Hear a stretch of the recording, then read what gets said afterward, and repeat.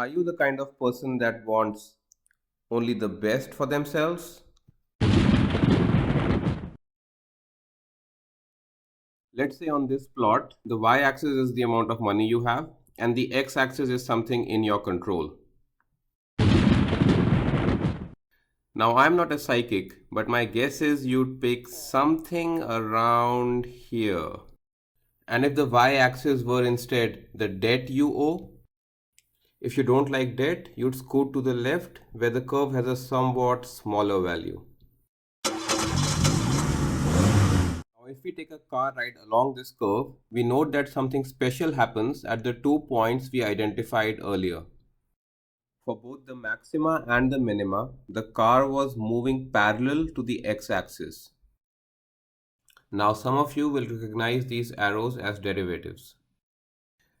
Move a small distance along the x-axis, let's say by delta x, and then notice the corresponding change along the y-axis, delta y.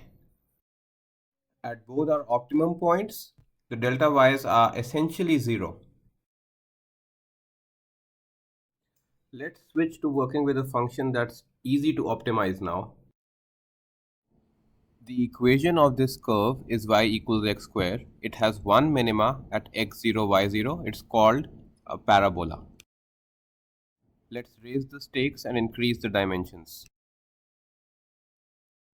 And let's also rotate our parabola to form a paraboloid. Now the value of the x-axis and that of the y-axis are both in our control. By choosing a value for x and a value for y, we can get essentially any point on the xy plane. Once the x and y are chosen, you draw a vertical line until it touches the curve and the height of it becomes your cost. Here are some possibilities for the x and y's you might choose and the corresponding costs.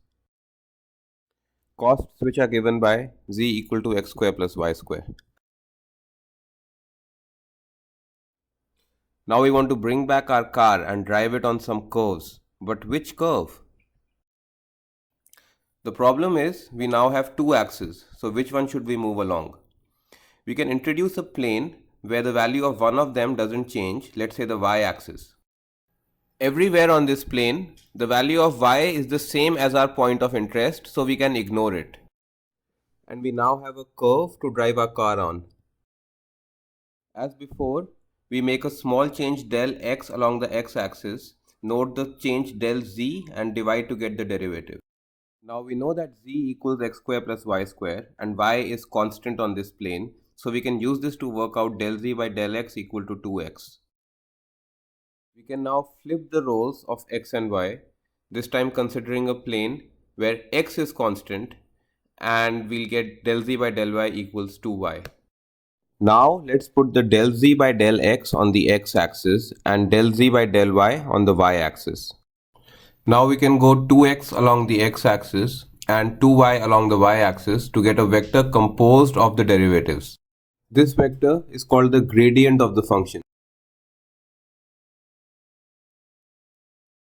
Now the coordinate of the point itself is x comma y, while the gradient is 2x comma 2y, meaning it points radially outwards. This is because the purple vector 2x comma 2y is double the green vector x comma y and hence parallel to it. This holds for all vectors x comma y. And when x and y are both 0, the purple arrow or gradient becomes 0 as well, and that means this point is the minima. Now what if we were constrained to stay on a plane? We would be left with only the curve, that is the intersection of the plane and the paraboloid. To keep things simple, let's consider the plane x equal to 1, which cuts our paraboloid in this blue curve. We can see now that the minima occurs at this yellow point and the gradient there is not 0. In fact, at no point on this blue curve is the gradient 0. To find the optimum now, we'll need the concept of Lagrange multipliers, which I'll be covering next video. Subscribe to stay updated.